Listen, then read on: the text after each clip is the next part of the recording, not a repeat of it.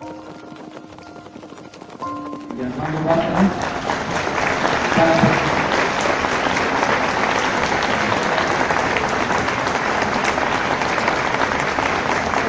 para presentar el libro de Pedro que se llama La batalla de Tenochtitlán, que se va a estar leyendo, por cierto, del lado izquierdo. ¿Sí? ¿Sí, verdad? Okay. Bueno, ustedes son libres.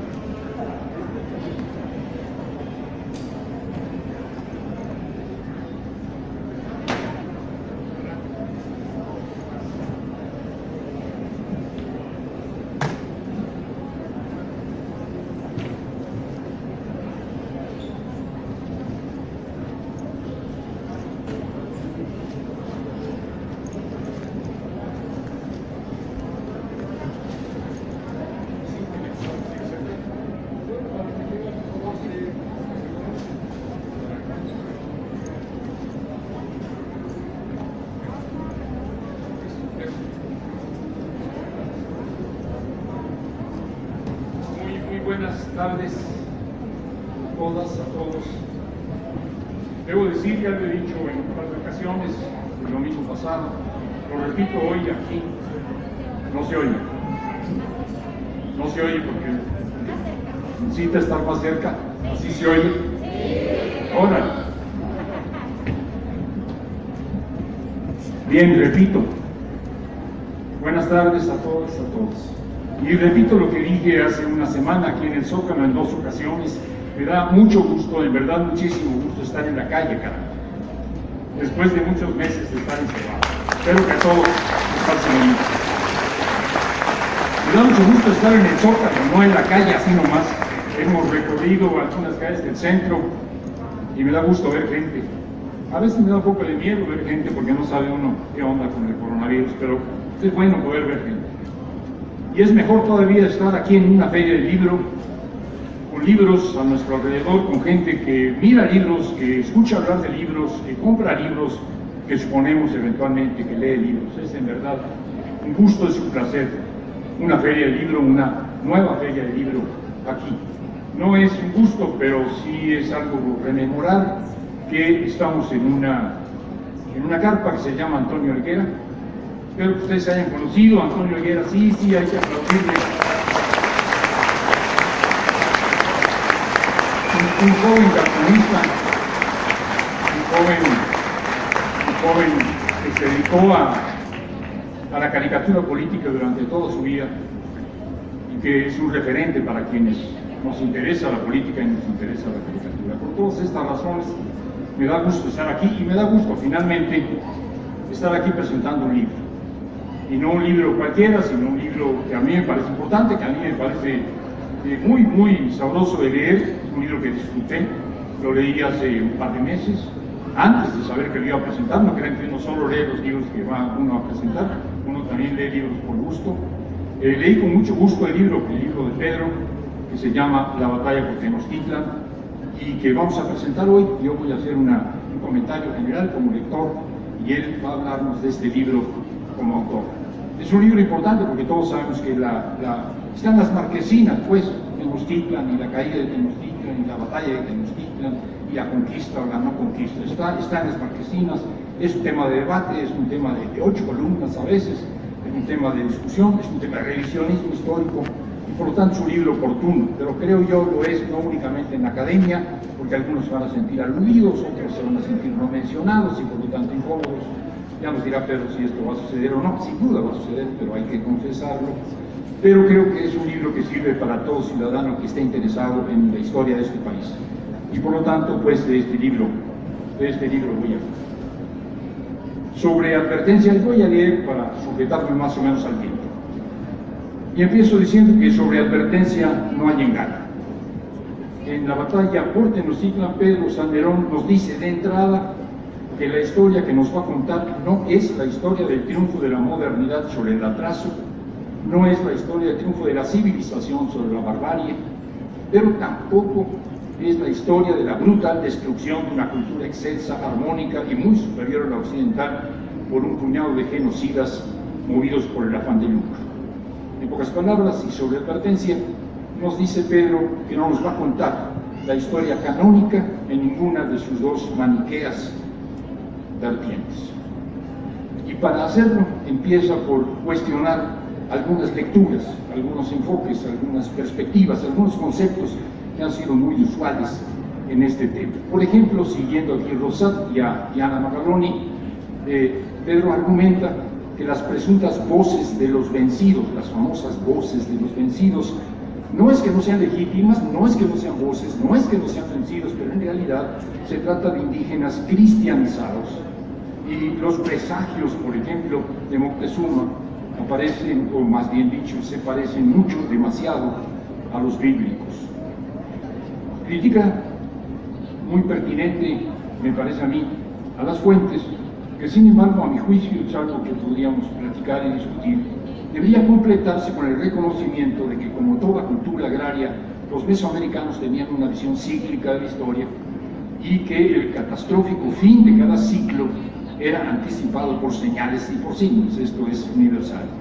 Lo que se repetía ritualmente, no porque de verdad se acabara el mundo, pero sí porque se hacía un rito de fin del mundo cada 50 años y se repetía ya en serio, no en la ceremonia del Fuego Nuevo, sino ya de verdad, más o menos cada 500 años, cuando en medio de incendios, en medio de catástrofes, en medio de inundaciones y otros desastres, terminaba un sol y empezaba otro. Por lo tanto, lo de tener señales en el cielo era algo bastante frecuente. No es extraño que los naturales, así llamados, lo extraño sería que no se les hubiera ocurrido que los insólitos y espantables acontecimientos derivados de la llegada de los españoles eran señales de que venía un nuevo, un sexto sol. Con esto no me compro, para no tener pleito con Pedro, no me compro la visión de Moctezuma como un profeta, y el fatalismo explica la derrota, no es así. Tampoco obvio la necesidad de estudiar la batalla por Tenochtitlan como un evento sociopolítico y militar, las dos cosas las hace Pedro, pero no me cabe duda que los de por acá sabían de signos anunciadores sin necesidad de haber leído a Flavio Josefo, aunque algunos lo hubieran leído si fuera el caso. Siguiendo a Fernanda Núñez, Pedro también desmonta los clichés machistas, y esto siempre es importante y en este momento no es más.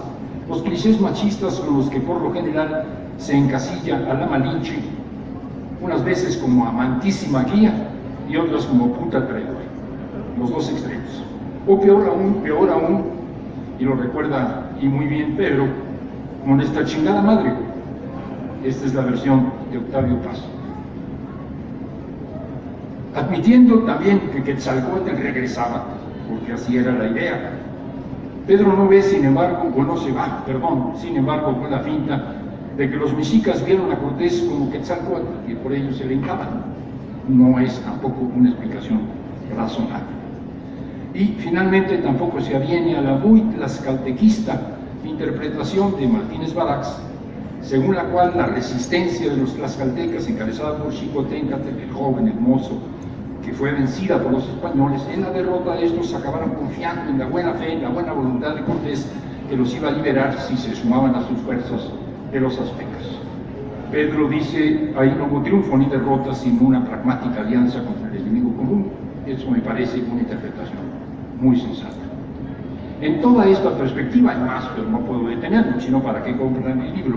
En esta perspectiva, los combates por Tenochtitlan que brillantemente nos narra Pedro Salmerón no son la proverbial batalla entre hispanos y mesoamericanos que nos habían contado una y otra vez, ni tampoco la presunta consumación de la conquista, como si el centro lo fuera todo y el resto de lo que después sería México no existiera. Así lo dice el autor hacia el final del relato, después de contarnos la historia, donde escribe: intenté contar el cuento quitando la lupa de la dicotomía Cortés-Moctezuma o Cortés-Cuauhtémoc, quitando el ojo de los grandes personajes, de los hombres excepcionales, para así, concluye Pedro, ampliar la óptica, que creo que es, en efecto, una idea fundamental. Relativa despersonalización que se agradece enormemente cuando dominen los medios de comunicación masiva, porque últimamente los medios de comunicación masiva están en el debate de esto, y está muy bien que estén en el debate, pero los medios de comunicación masiva, pero también en medio de los historiadores, dominan lo que me parece una excesiva individualización en la lectura de ciertos hechos del pasado y particularmente en la que los 500 años han puesto en las marquesinas, en las 8 columnas a veces, la caída de Tenochtitlan. Y es que el modo de exponerlos y el modo de argumentarlos transforma estos sin duda trascendentes episodios en una suerte de tragedia griega, si no es que una grandilocuente ópera, o peor aún, como una melodramática telenovela.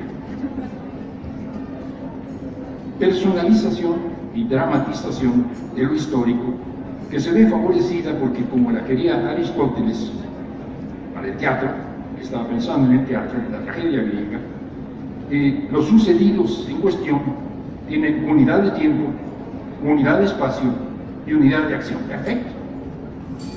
La proverbial batalla por Tenochtitlan dura un par de años, ocurre en la cuenca del lago, y la protagonizan un puñado de personajes enfrentados a su destino, como los del teatro griego, y decenas de miles de comparsas o extras que mueren como moscas.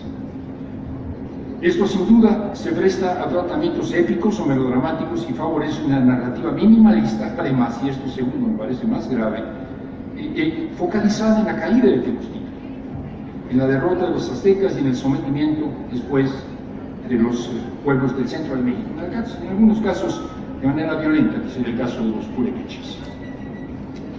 En este curso, que duró unos cuantos años y que por su desarrollo concentrado y dramático es propicio a reconstrucciones anecdóticas protagonizadas por héroes y villanos, por buenos y malos, intercambiables además, porque a veces unos buenos y otros somos malos y luego viceversa. Esto va a depender de las tendencias dominantes del llamado revisionismo histórico, de la postura que tenga el de la voz, que importa mucho, y de para dónde soplen los vientos ideológicos.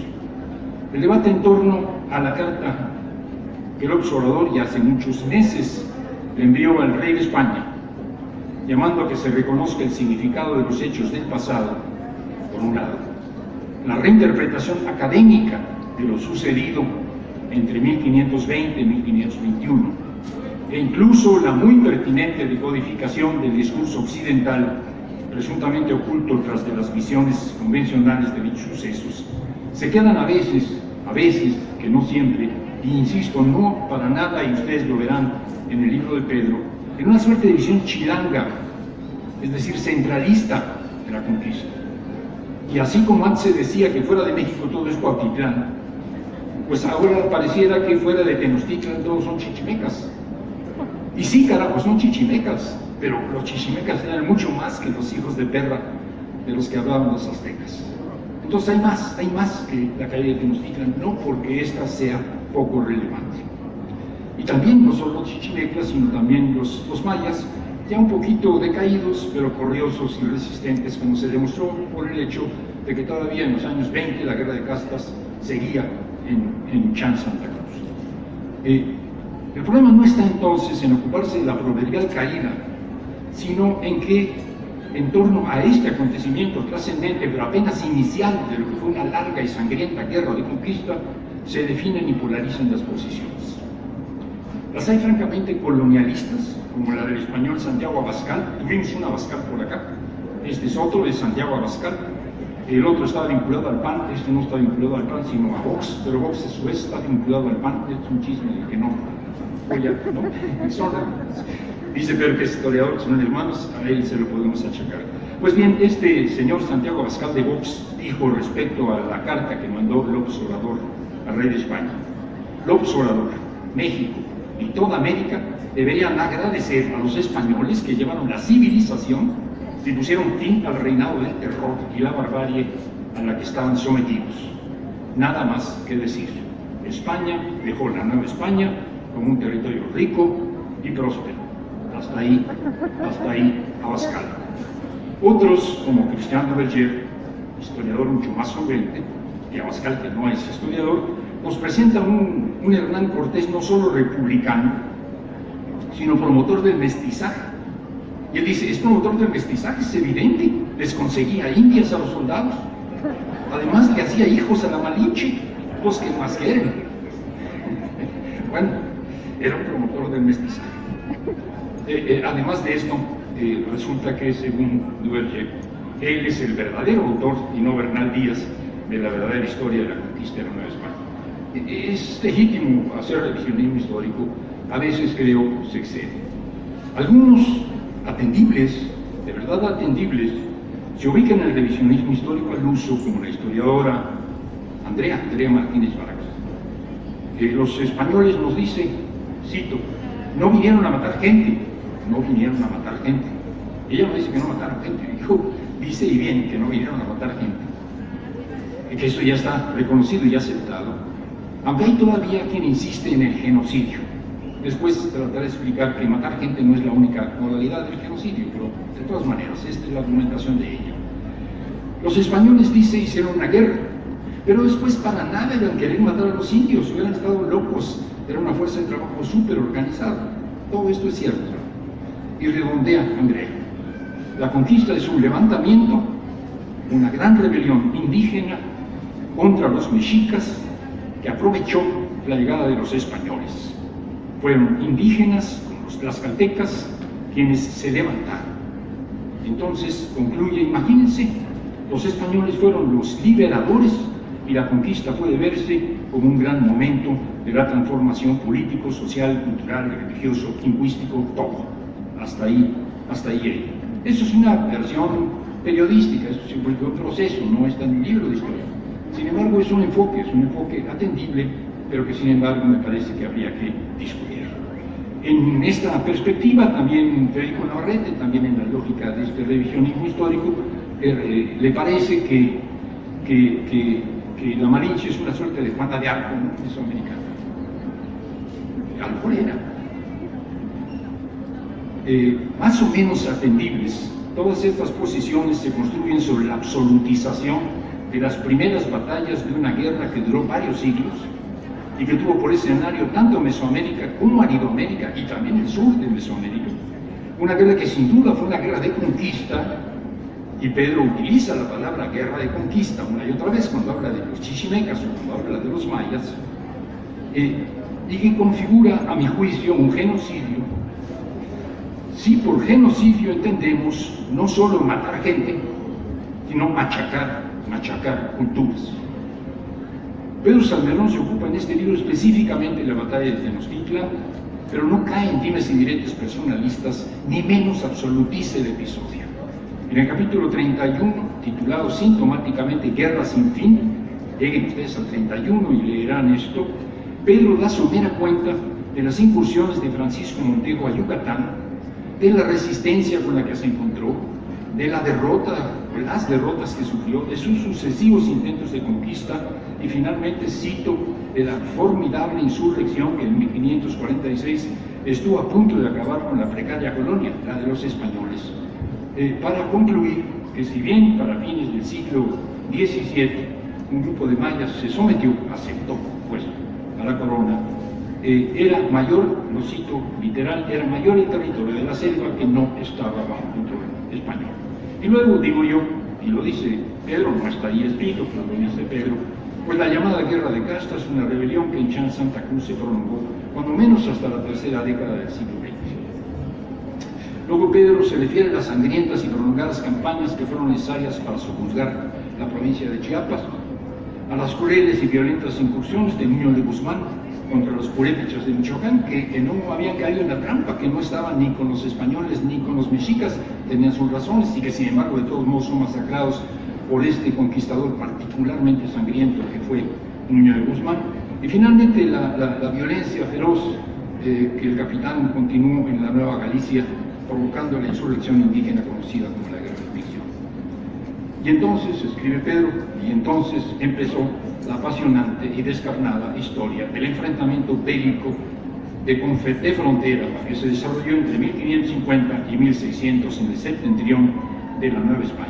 Entonces empezó la Guerra Chichimeca y concluye una guerra que resultó mucho más larga, mucho más difícil, mucho más sangrienta que la campaña de Cortés de 1520 a 1521.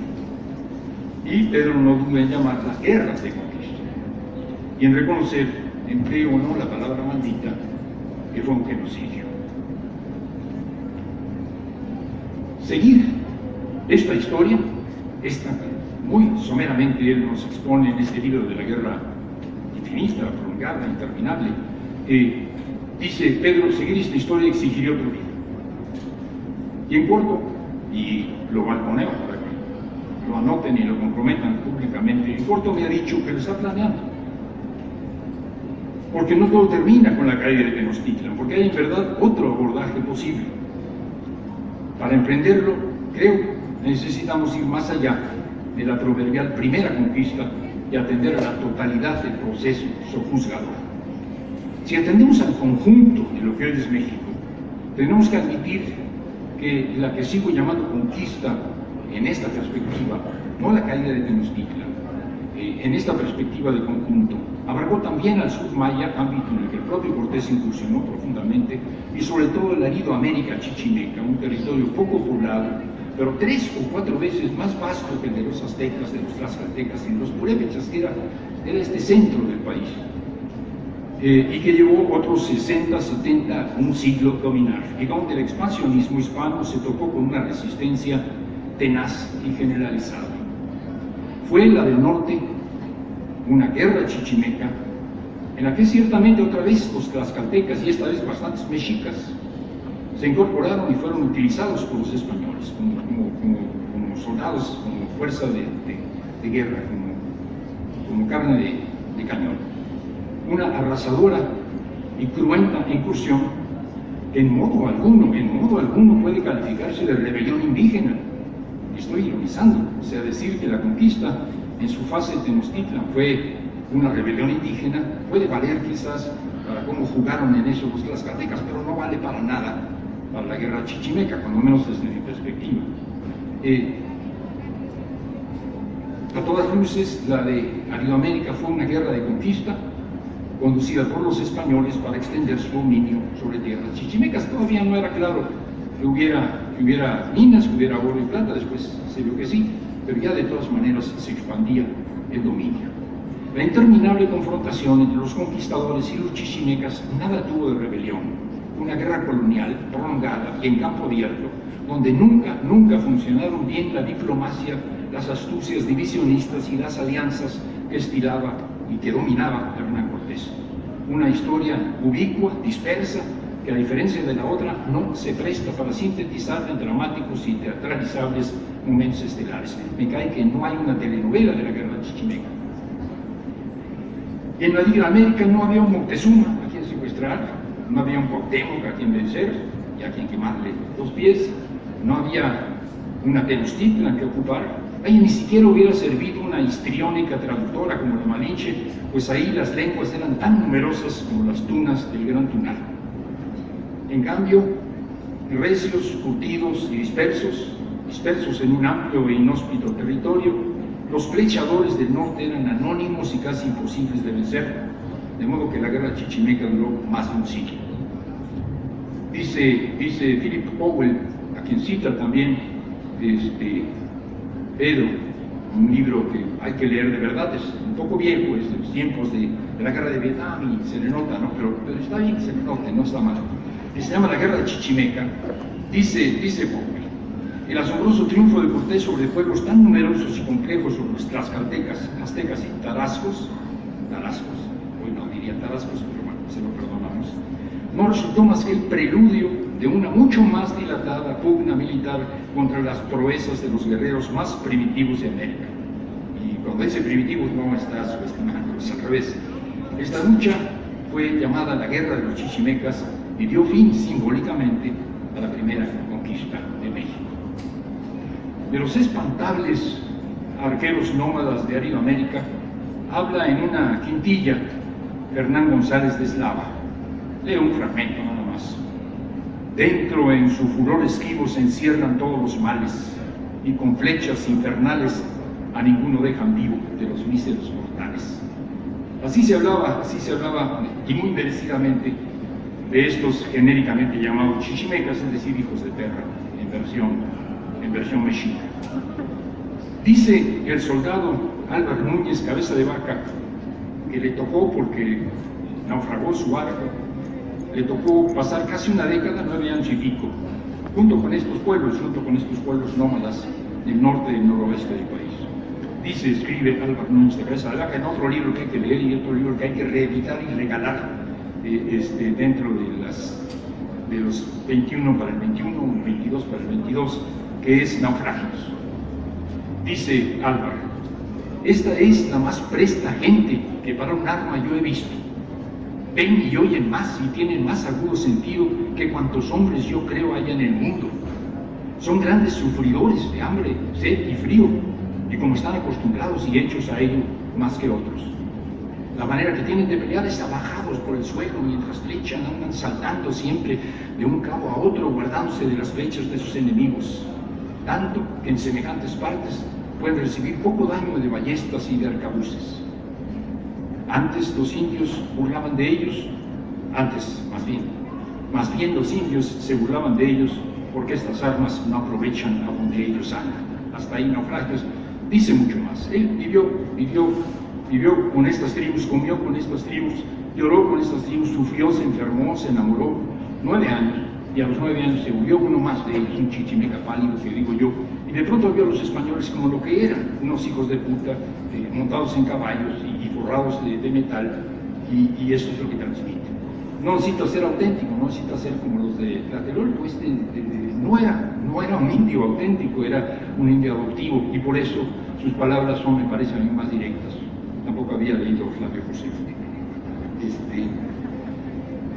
Entonces, en cierto modo, la del norte fue la verdadera conquista, una prolongada batalla que no tuvo nada la del norte y la del sureste, que no tuvo nada de libertario y que tampoco puede interpretarse a partir de proféticas señales en el cielo, a partir de retornos anunciados de Quetzalcóatl, a partir de terror religioso de los caballos o de artes civilizatorias de la verdadera fe, aunque ahí andaban los de la verdadera fe. Si por genocidio entendemos aniquilación física premeditada de un grupo social, venir a matar gente en la restrictiva definición de Martínez Barax, en Aridoamérica ciertamente no lo hubo, pues a falta de metales preciosos que en la región se descubrirían después, el conquistador tardío y particularmente sanguinario que fue Nuño de Guzmán, se conformó con capturar indios nómadas para venderlos como esclavos a las Antillas.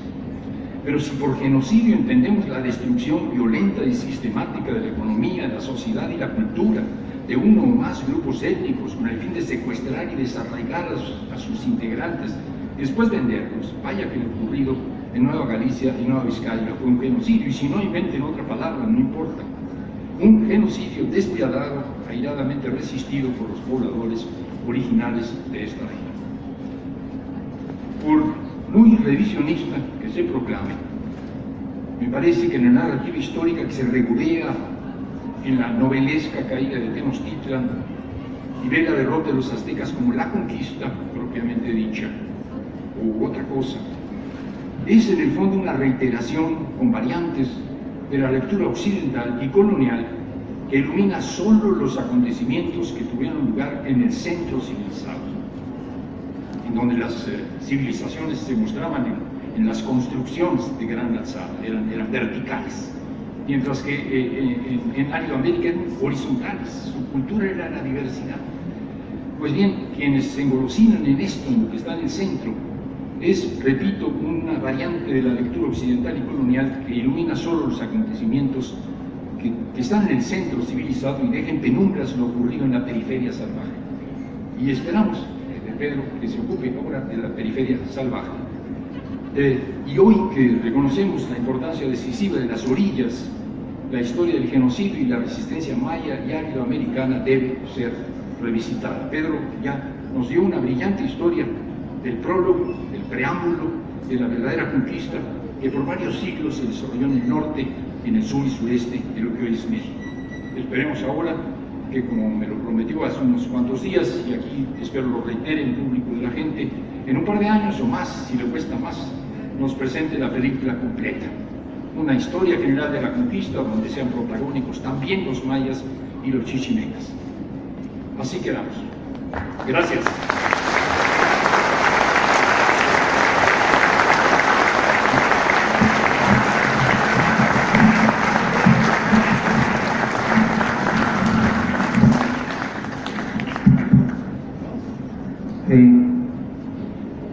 Es para mí un gusto estar estar otra vez, como dice Armando, en la plaza. Y podemos abrazar. Es para mí un privilegio que alguien como Armando Bartra presente mi libro. De que Armando Bartra presente mi libro. No alguien como Armando Bartra, sino Armando Bartra.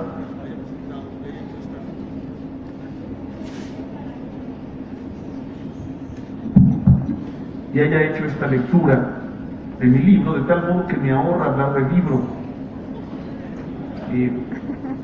Justamente no le llamamos conquista, porque no es conquista, y lo explico en el libro, porque la conquista nunca terminó. Fíjense que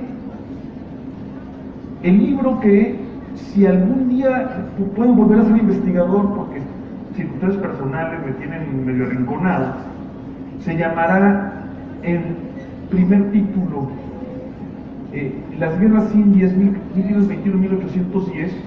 Lo termina en 1810 no por lo que ocurrió en Dolores Hidalgo, que todos conocemos, sino porque ese año la corona española firmó una paz con los apaches, donde los apaches ganaron.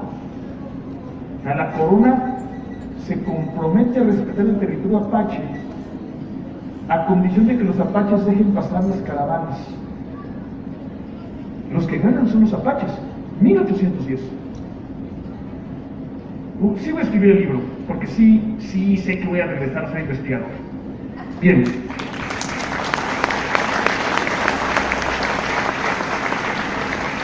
No se llama conquista por eso, pero lo discutimos a fondo con mi añoradísimo amigo Luis Fernando Granados, quien él le puso a la cosa.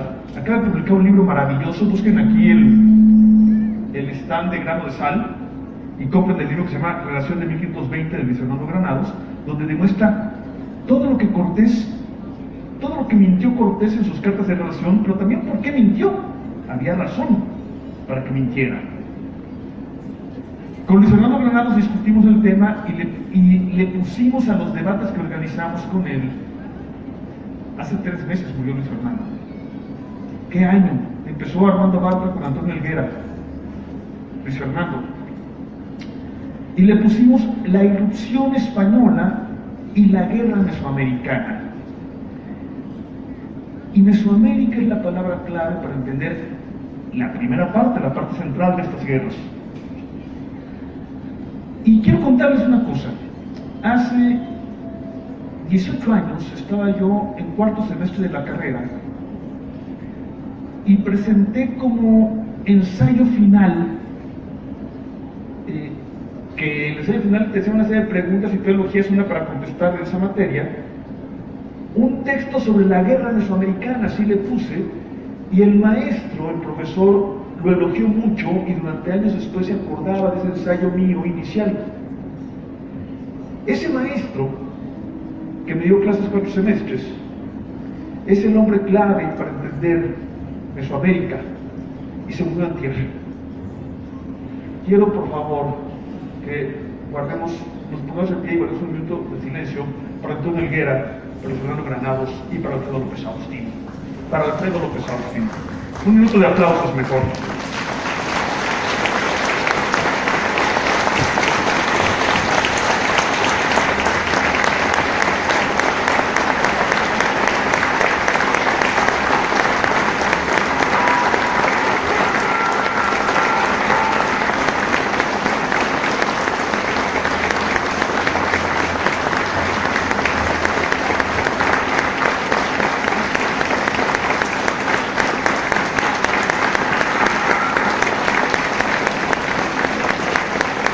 Gracias. Para don Alfredo López Agustín. Bien. Ya hablo del libro, Armando, y cuando se habla del libro se pueden decir muchas cosas y solo quiero decir una. Recordando a otro maestro que falleció ya hace varios años, don Frederick Katz. Frederick Katz nos contó que lo que ocurrió en una parte de lo que hoy es México entre 1519 y 1521 fueron 3 cosas simultáneas. La primera es, diría Luis Fernando Granados, excesivamente estudiada. Hemos seguido esa historia hasta en exceso, exagerándola, que es la irrupción española, o como dirían los dirigentes indígenas desde 1992, la invasión española. Eso lo hemos estudiado hasta el cansancio, en exceso. Lo explica Luis Fernando en ese libro que les digo que vayan a comprar, aquí al stand de grano de sal. Pasó una segunda cosa, y es una pugna entre las élites político-militares de la náhuatl, que la hemos estudiado pero comprendido muy poco. Y pasó una tercera cosa, que es una rebelión popular, casi una revolución social, dice don Friedrich Katz, en contra de los poderosos de la náhuatl. Bien, la tercera cosa queda por estudiar, yo apenas la sugiero en un capítulo que se llama Cuestión de clase. ¿Y por qué queda por estudiar? Entre otras cosas porque tenemos muy pocas fuentes. Pero lo que ocurrió, lo que explica la caída de México Tenochtitlan es la segunda cosa, no la primera exagerada y sobreestudiada, no la tercera que no terminamos de comprender, sino la segunda. Son las clases dominantes, o si somos muy marxistas y no lo queremos decir clases porque no es sociedad de clases, los grupos dominantes, las castas dominantes de los Altepeme, plural de Altepetl, rivales, enemigos de México Tenochtitlan, los que encabezan la coalición contra México Tenochtitlan, que a su vez mantuvo un montón de aliados hasta el final. Eso que dicen todo el mundo se levantó contra México Tenochtitlan es un invento digno de Aznar y de Abascal, porque hubo un montón de Altepeme que se mantuvieron leales, pero hubo otro montón que se levantaron contra ellos. ¿Quién encabeza este levantamiento y quién es la clave de la caída de México Tenochtitlan? Los grupos dominantes de Zempoala, el cacique de Zempoala, el senado de Tlaxcala, los señores de Huejotzingo, los señores de Xochimilco, que se levantan contra los señores de otros Altepeme en una rivalidad entre grupos dominantes, de grupos poderosos, cuando abajo hay otra cosa que está pasando. Y quería terminar muy rápido esto para abrir paso, como aquí el tiempo nos corretea en las series de libro. Esto nos lo presentan los hispanistas, los que hablan de el enfrentamiento de la civilización contra la barbarie, diciendo, claro, es que se rebeló todo el mundo contra la brutal opresión antropófaga de los mexicas. Y digo, a ver, hagamos un poco de historia de la Europa medieval y comparemos. Durante casi 400 años, Francia, el país más poblado y más rico de Europa, fue víctima permanente de los ataques ingleses. Francia tenía 20 millones de habitantes e Inglaterra 3. ¿Por qué durante casi 400 años Francia no puede dominar y expulsar a los ingleses? Pues porque no el pueblo francés, que era enemigo de los poderosos de uno y otro lado, no los siervos, no los campesinos, sino los señores feudales de algunas regiones de lo que hoy es Francia, como Normandía, Aquitania, Borgoña, preferían jugar en contra del rey de Francia que en contra del rey de Inglaterra por sus muy particulares intereses de dominio y de autonomía política y de dominación económica. Pasó en Francia durante 400 años, pasó en España durante 300 años. ¿Por qué eso es civilizado y lo que pasó en Mesoamérica no lo es? Es porque ese tipo de conflicto entre las élites es civilizado en un lado del Atlántico y en el otro no. Porque nos han obligado a creer que unas cosas son salvajes e inaceptables, como los sacrificios humanos y el canibalismo ritual, que por supuesto que son ciertos. Pero ¿por qué es civilizado torturar con infinita crueldad no solo la Inquisición, también los tribunales seculares, a los acusados de lo que fuera, y luego quemarlos, o enrodarlos, o empalarlos, o descuartizarlos en la plaza pública, o porque es primitiva una guerra donde la prioridad es cautivar a alguien para luego sacar el corazón en la pirámide, pero es civilizado una guerra donde lo normal es arrasar los campos, saquear las ciudades, incendiarlas y violar a todas las mujeres. Nuestra propuesta es ni más ni menos civilizados. Desde nuestra perspectiva del siglo XXI es salvaje e inaceptable lo que hacían unos, pero también lo que hacían otros. Y mi última propuesta es, si se hubiera rechazado a Hernán Cortés, es muy probable que no hubiera habido dominación española en Mesoamérica. Es una provocación última que estoy haciendo. En fin, ni más ni menos civilizados, ni conquista de México, pero sí genocidio por los resultados, sí guerra de dominación y saqueo,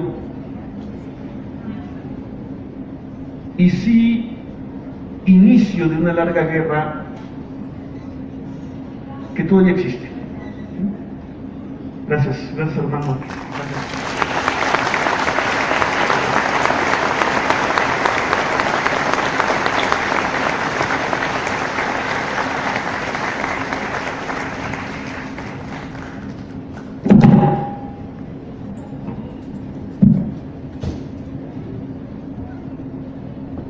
Tú dime quién es para que me mande.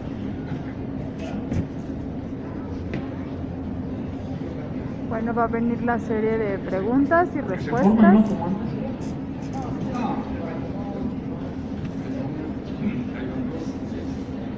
Y bueno, pide que se formen, pero pues ahorita por la pandemia no. En su libro nos dice que la llegada de los españoles implica también la mundialización del capitalismo. En el proceso de conquista o en la llegada de los españoles, ¿cómo podemos entender el capitalismo? Uy, bien, mira, yo retomo a Immanuel Wallerstein en la idea en la que estoy de acuerdo de que la expansión europea del siglo XVI, la desmesura europea que le dice otro gran autor, Ferenc, es una primera mundialización del capitalismo en el sentido de que mete muy parcialmente, muy epidérmicamente, a algunas regiones del mundo a la forma del comercio del primer capitalismo, que es el mercantilismo basado en el comercio de plata. En ese sentido también, por ejemplo, hace rato que lancé la provocación de que si Cortés es rechazado, probablemente no hubiera habido ocupación europea aquí, tiene que ver con un asunto. Lo que viene aquí es marginal, no hay superioridad de armas ni de técnicas que realmente hubieran influido en la llamada conquista de México Tenochtitlan. Pensemos que en total no hubo en lo que hoy es México más de 2.500 españoles en esos 2 años y cacho. Cuando en una sola batalla en 1525, la batalla de Pavía, había 30.000 españoles. Al emperador, a Carlos I, lo que le importa es extirpar la herejía, contener al turco, dominar Alemania, someter a Flandes. América le tiene sin cuidado. De todas las primeras expediciones, desde 1492 hasta digamos 1560, solo hay 2 que son financiadas por la corona. Y una es 3 barquitos de nada con gente sacada de las cárceles, que es la de Colón, y otras en 1513, una que va a Panamá, la de Pedrarias Dávila. Todas las demás no las pagó la corona, no le importaba en América. América le empieza a importar a la corona después de 1540, cuando el territorio chichimeca, de ahí que empieza la guerra chichimeca, se descubren las minas de Guanajuato y de Zacatecas. Ahí es cuando este territorio le empieza a importar a Europa. Antes era un territorio marginal. Entonces, ¿cómo se incorpora esta tierra a la dinámica capitalista? Básicamente con la minería de plata a partir de 1540. Y en ese momento, estas tierras empiezan a ser importantes para el primer gran comercio mundial, una de cuyas piezas clave es la plata. Bien, hay que leer un libro de Immanuel Wallerstein que se llama El Sistema Mundo, y un libro maravilloso de Sergio Rusinski que se llama El águila y el dragón, y que lleva por subtítulo La desmesura europea en el siglo XVI. También la historia de los pueblos en historia de Cuervo.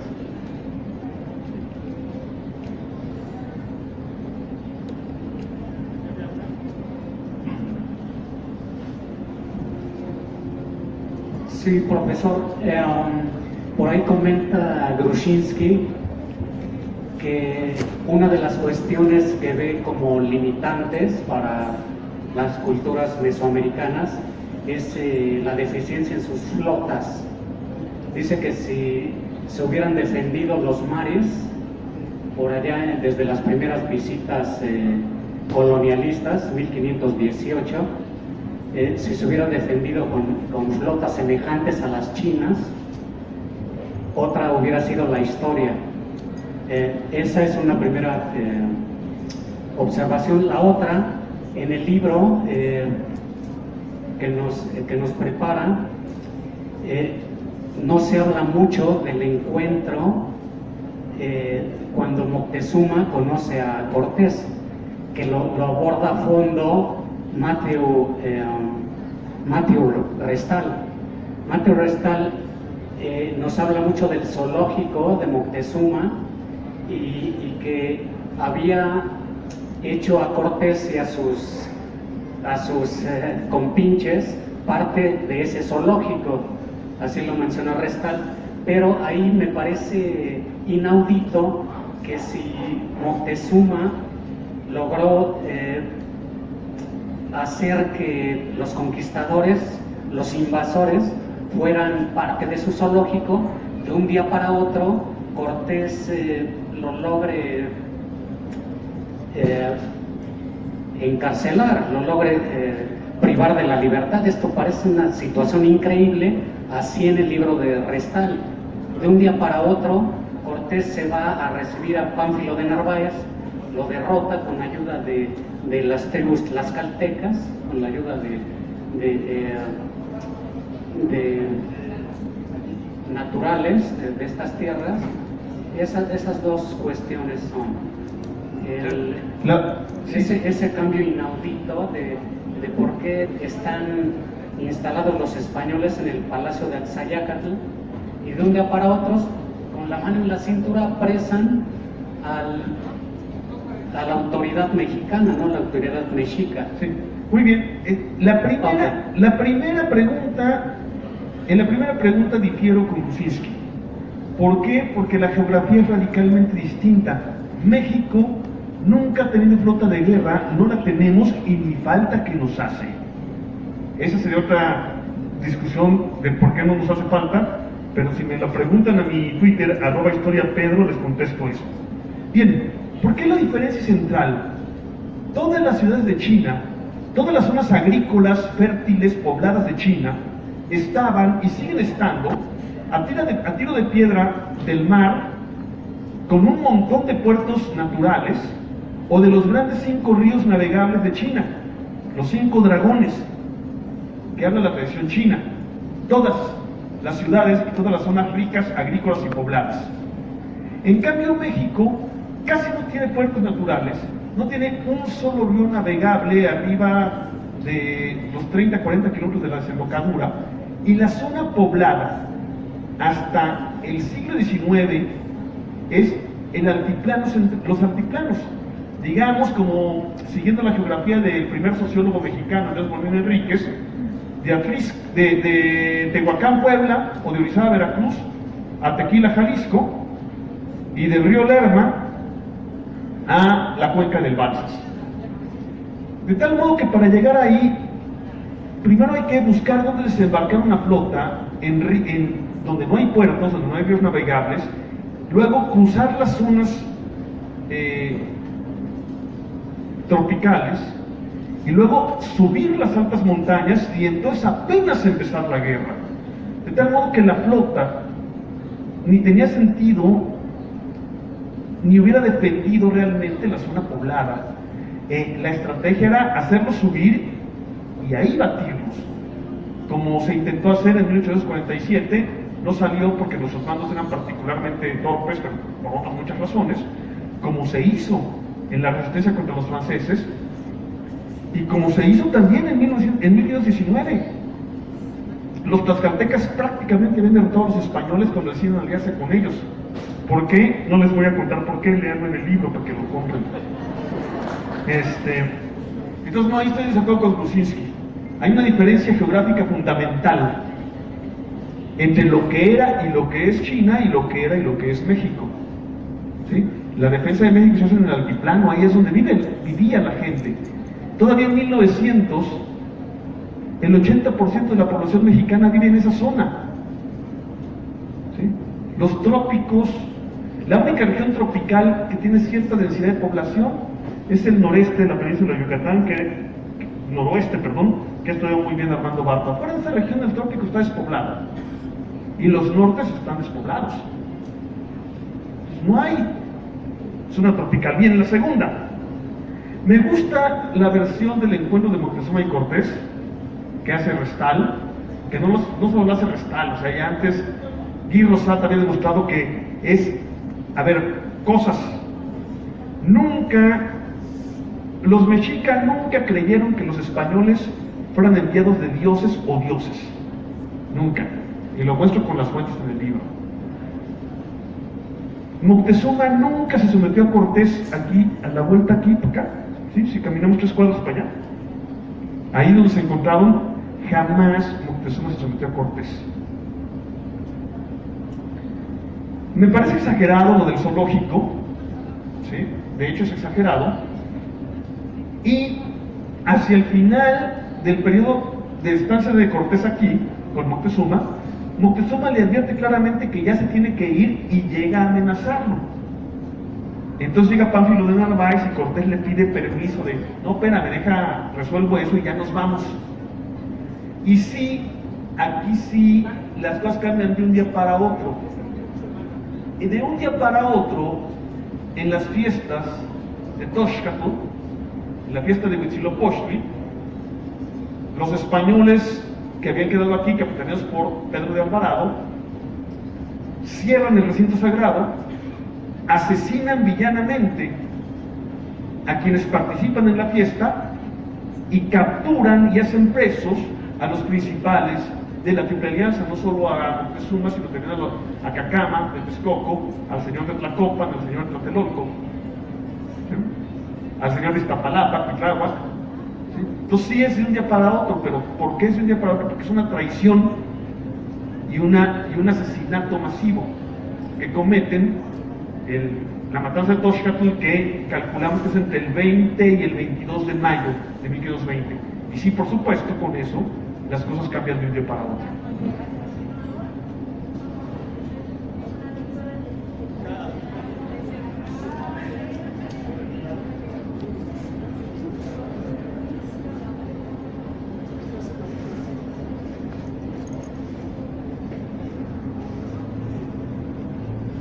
Muchas gracias por permitir las preguntas.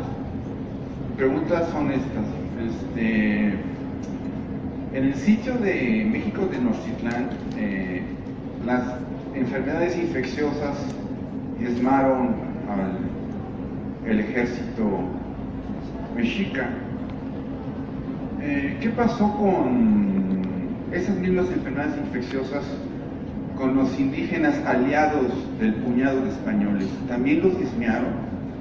¿Cabe la posibilidad de que haya sido una guerra bioquímica? Es decir, yo estoy de acuerdo en que efectivamente las armas que traían los españoles no eran rivales para el poder mexica. Entonces, ¿cabe la posibilidad de que esas enfermedades infecciosas que diezmaron en el sitio de la Ciudad de México, Tenochtitlán, haya sido provocado como lo era en las guerras medievales, donde cuando se sitiaba a un castillo se contaminaba con animales muertos los pozos de la ciudad sitiada? Esa es una primera pregunta. Si cabe la posibilidad de guerra bioquímica premeditada por parte de Cortés, que por eso fue la razón militar de ser derrotados. haber perdido el sitio. La otra pregunta es la siguiente. Los aliados indígenas de Cortés, del puñado de españoles de Cortés, ¿cuál fue la reacción de ellos cuando se dieron cuenta pues que ellos no iban a ganar nada con derrotar a los aztecas, que sus condiciones como las vemos hasta el presente iban a ser igualmente de explotación, de opresión, de miseria, de marginación? ¿Cuál fue la reacción de los aliados indígenas del puñado de españoles al observar que no ganaron nada, están totalmente marginados con las situaciones que sabemos cómo vive el indígena en general en México? Tengo una tercera pregunta, pero ya se me olvidó. Muy bien. Muchas gracias. Además de que como es la feria del libro, creo que van a ser las últimas dos y luego ya, insisto, cualquier cosa me preguntan a mi Twitter, @historiapedro. No hay ningún indicio de que haya sido una guerra biológica premeditada. Ninguno, ni uno solo. En efecto, sí, sin conocer de gérmenes, porque faltaban siglo y medio para que se conocieran, sí se sabía que se podían envenenar los pozos, que se podían tirar mantas infectadas de cólera adentro de una ciudad sitiada, o sea, ya se sabía, pero no tenemos ningún indicio de que haya sido así. ¿Por qué? Porque básicamente la fuerza de Cortés era Tlaxcala y sus amigos. Entonces, hacer eso les pegaba a todos. Ahora bien, una epidemia pega más en donde está más concentrada la población. Por eso pegó más en la Cuenca de México.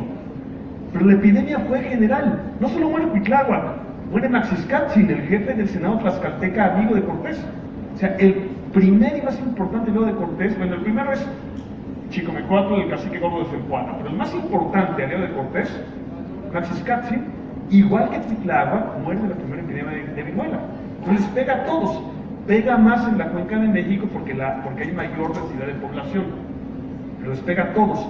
Sin embargo, no pega tan duro, no es definitiva.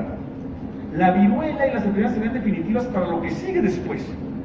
Al ir rompiendo, al ir arrasando zonas, al ir rompiendo la unidad de las comunidades, al ir acabando con ciudades enteras, es lo que permite que el puñado de españoles consoliden el dominio sobre un territorio tan vasto. O sea, para mí, las epidemias son mucho más importantes para que se pudiera quedar aquí el poder español que la propia guerra de México Tenochtitlan. Es decir, en las siguientes guerras, ahí es donde se va a empezar a notar la reducción cada vez más drástica de la población y la debilidad cada vez mayor de las poblaciones que pueden haber enfrentado a los españoles y sus aliados. Entonces, pero no hay ningún indicio de que haya sido a propósito. Y reitero que los aliados indígenas son las élites dominantes de una serie de altepeme, no el pueblo. No es la población que, por las pocas nociones que tenemos, se opone a unos y a otros. ¿Sí? Y estas élites en muchos sentidos siguieron dominando y gobernando, sobre todo las de aquellos que fueron aliados de Cortés. En una parte del libro al final muestro cómo las familias dominantes de Tlaxcala, de Texcoco, de Xochimilco, de Huejotzingo, siguieron siéndolo hasta el siglo XVI, hasta fines del XVI, del XVII o incluso hasta el siglo XVIII. ¿Sí? Esos que se dieron con Cortés siguieron siendo o se fundieron con el nuevo grupo dominante encabezado por los españoles. Ahora, ¿por qué al pueblo le va peor? Primero por las epidemias, pero segundo porque la dominación capitalista implica una separación de clases, ahora sí de clases, que hace que la opresión del pueblo sea mucho más visible y mucho mayor de lo que era en una sociedad, digámosle, inmediatamente precapitalista. Eso explica por qué a la población le vaya peor, o le empieza a ir peor con la dominación española Pero eso requiere, sobre todo, el siguiente libro del que ya hablamos, ¿no? Les agradezco muchísimo. Sí, ¿verdad? Ya es que ya les agradezco muchísimo, se nos ha terminado el tiempo.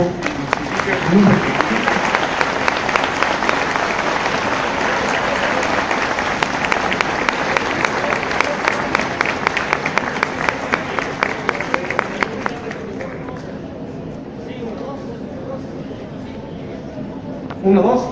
Mil gracias, Pedro. Mil gracias, Armando.